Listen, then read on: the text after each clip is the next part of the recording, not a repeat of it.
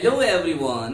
तो unit first some basic concepts of chemistry का आज हम एक्सरसाइज क्वेश्चन नंबर 1.1 को सोल्व करेंगे, जिसमें हमें H2O, CO2 और CH4 मॉलिक्यूल के मोलर मास को कैलकुलेट करना है। तो चलिए फिर शुरू करते हैं आज की अपनी ये वीडियो। तो देखिए, सबसे पहले हमें H2O मॉलिक्यूल का मॉलिक्यूलर मास निकालना है। देखिए, मोलर मास का हो या मॉलिक्यूलर मास का हो, बात एक ही है। अब हम किसी भी मॉलिक्यूल का मोलर मास या मॉलिक्यूलर मास को कैसे कैलकुलेट कर सकते हैं। देखिए, जो हमें मॉलिक्यूल दे रखा है उसमें उस मॉलिक्यूल के अंदर जो एटम है, हम उनका एटॉमिक मास को लिखेंगे और आपस में ऐड कर देंगे, और जो हमें ऑब्टेन होगा वो उस मॉलिक्यूल का मोलर मास होगा। कहने का मतलब यह है कि मोलर मास या मॉलिक्यूलर मास निकालने के लिए उस मॉलिक्यूल में जितने भी एटम्स मौजूद हैं उन सभी का एटॉमिक मास को ऐड कर देते हैं, और जो रिजल्ट हमें ऑब्टेन होता है वो उस मॉलिक्यूल का मोलर मास कहलाता है। तो मोलर मास को निकालने के लिए हमें एटॉमिक मास को ऐड करना होता है। चलिए देखते हैं। देखिए, सबसे पहले हमारे पास है H2O। अब देखो, इसमें हाइड्रोजन कितने हैं? 2 हैं, और ऑक्सीजन कितने हैं? 1 है। तो हमने यहां लिखा हाइड्रोजन के लिए 2, और हाइड्रोजन का एटॉमिक मास होता है 1.008 प्लस, फिर हमने करा U, फिर करा प्लस, और ऑक्सीजन कितना होता है 16, और यहां पे लिख दिया U। देखिए, U का मतलब क्या होता है? U को हम कहते हैं यूनिफाइड मास। क्लियर? आजकल हम AMU एटॉमिक मास यूनिट के स्थान पर U का यूज कर रहे हैं, इसे हम कहते हैं यूनिफाइड मास। अब देखिए, जो 1.08 हाइड्रोजन का एटॉमिक मास है, इसकी हम 2 से मल्टीप्लाई करेंगे तो हमें ये ऑब्टेन होगा।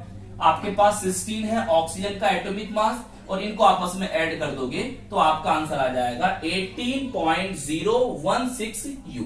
क्लियर? देखिए, कहीं कहीं आपको यहां पर U के स्थान पर ग्राम भी लिखा मिल सकता है, या फिर ग्राम पर मोल भी किसी का मोलर मास लिखा हुआ मिल सकता है, तो टेंशन लेने की जरूरत नहीं है। क्लियर? तो यहां पर मैंने लिख दिया है। तो H2O का जो मोलर मास होगा वो कितना होगा? 18.016 U होगा। इसी तरह से देखिए, कार्बन डाइऑक्साइड का आपको निकालना है। तो देखिए, कार्बन आपके पास कितने हैं? 1 लिखे। अब कार्बन का एटॉमिक मास होता है कितना?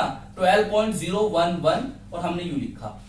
प्लस ऑक्सीजन कितने हैं आपके पास? 2, तो आपने 2 लिखा, इनटू करा। ऑक्सीजन का एटॉमिक मास होता है 16। तो देखिए, 12 आपका एज इट इज आ जाएगा, और जब 16 इंटू 2 करोगे तो आपका आ जाएगा 32। इन दोनों को जब आप ऐड करोगे तो आपका ये आएगा मोलर मास किसका? कार्बन डाइऑक्साइड का। देखिए, अब आपका लास्ट है CH4, इसे हम कहते हैं मीथेन, जिसे हम मार्च गैस के नाम से भी जानते हैं, और इसका हमें मोलर मास निकालना है। आपके पास कार्बन 1 है, तो उसका एटॉमिक मास होता है 12.011 U, प्लस हाइड्रोजन कितना होता है? 1 होता है। हाइड्रोजन का जो एटॉमिक मास होता है 1.008 होता है, और ये है कितने? 4। तो 4 से मल्टीप्लाई कर दोगे आप इसमें, तो देखिए, जब 4 से मल्टीप्लाई करोगे तो इसका आंसर ये आएगा, और ये आपका एज इट इज रहेगा, और इन दोनों को आप जब ऐड करोगे तो ये आएगा 16.043 U, और ये होगा CH4 का मोलर मास।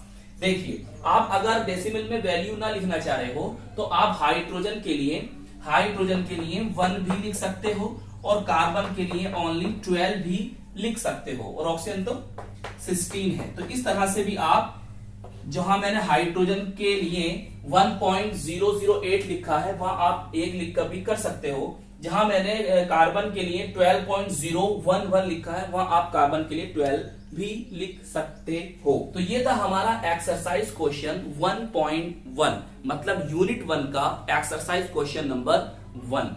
क्लियर? तो आई होप ये क्वेश्चन आपको अच्छी तरह से समझ में आ गया होगा कि हम किसी भी मॉलिक्यूल का मोलर मास या मॉलिक्यूलर मास को किस तरह से कैलकुलेट करते हैं। तो हम मिलेंगे आपको इसकी नेक्स्ट वीडियो में, मतलब एक्सरसाइज क्वेश्चन 1.2 के साथ।